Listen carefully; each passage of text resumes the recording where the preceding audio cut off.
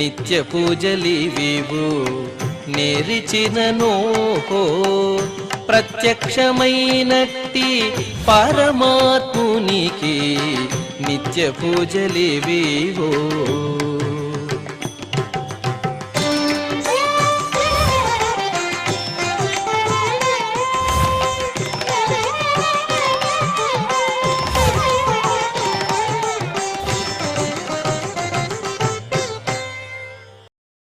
ఓం నమో వెంకటేశాయ. ఈరోజు బుధవారము, శ్రీ క్రోధినామ సంవత్సరము, దక్షిణాయనము, హేమంత ఋతువు, మార్గశిర మాసము, కృష్ణపక్షము, దశమి తిథి, చిత్రా నక్షత్రము, డిసెంబర్ 25, 2024.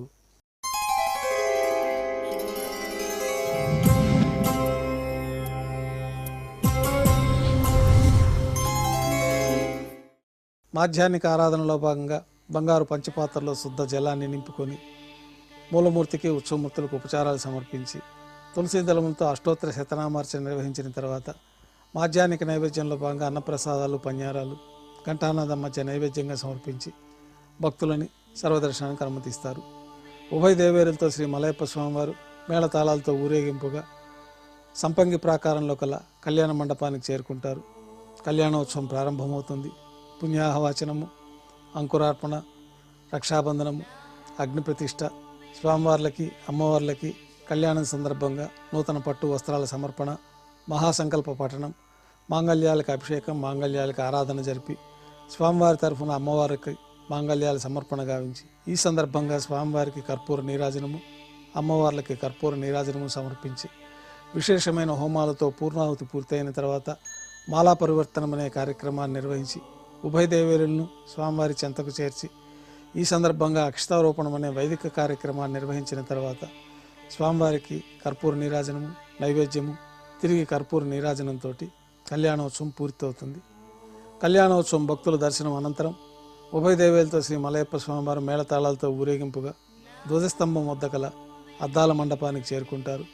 వేదపారాయణ నడుమ ఊంజల్ సేవ నిర్వహించి కర్పూర నీరాజనంతో ఊంజల్ సేవ పూర్తి అవుతుంది. ఉభయ దేవేరులతో శ్రీ మలయప్ప స్వామివారు బంగారు తిరిచిపైన వేయించేసి మేళతాళాలతో ఊరేగింపుగా ఆలయం వెలుపల కల వైభవోత్సవ మండపానికి చేరుకుంటారు. ఆర్జిత బ్రహ్మోత్సవంలో భాగంగా స్వర్ణ గరుడ వాహనం పైన శ్రీ మలయప్ప స్వామివారు వేయించేస్తారు. కర్పూర నీరాజనంతో స్వర్ణ గరుడ వాహన సేవ పూర్తి అవుతుంది. హనుమంత వాహనం పైన శ్రీ మలయప్ప స్వామివారు వేయించేస్తారు. కర్పూర నీరాజనంతో హనుమంత వాహన సేవ పూర్తి అవుతుంది.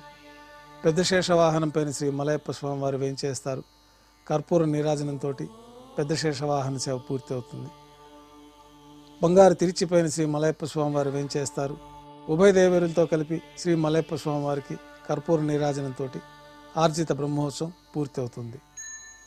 సాయం సంధ్య వేళలో 1000 దీపాలతో అలంకరించబడి ఉన్న సహస్ర దీపాలంకరణ సేవ మండపానికి ఉభయ దేవేరులతో శ్రీ మలయప్ప స్వామివారు మేళతాళాలతో ఊరేగింపుగా చేరుకుంటారు. వేదం, గానం, నాదం నడుమ సహస్ర దీపాలంకరణ సేవ నిర్వహించి నక్షత్ర నీరాజనము, కర్పూర నీరాజన సమర్పణతోటి దీపాలంకరణ సేవ పూర్తి అవుతుంది. తిరువీధి ఉత్సవం పూర్తి చేసుకొని శ్రీ మలయప్ప స్వామివారు ఉభయ దేవేలతో తిరిగి ఆలయానికి చేరుకుంటారు. నైవేద్యం పూర్తి అయిన తర్వాత వెంటనే తోమాల సేవ ప్రారంభమవుతుంది.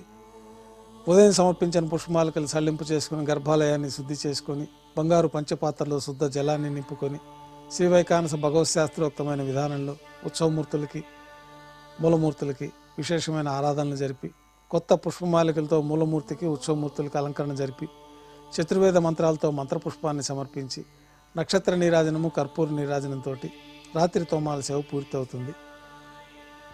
అష్టోత్తర శతనామావళితో అర్చన నిర్వహిస్తారు. అర్చన పూర్తి అయిన తర్వాత రాత్రి నైవేద్యంలో భాగంగా అన్నప్రసాదాలు, పన్యారాలు, దోశ, ఘంటానాదం మధ్య నైవేద్యంగా సమర్పించి తిరువీస నైవేద్యం పూర్తి అయిన తర్వాత భక్తులని సర్వదర్శనానికి అనుమతిస్తారు.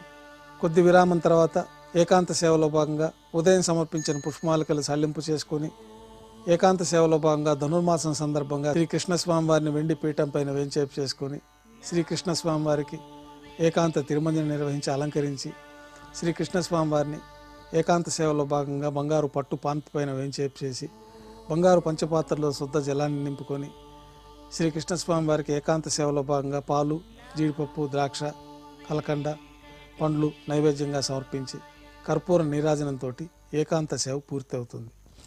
ఓం నమో వెంకటేశాయ.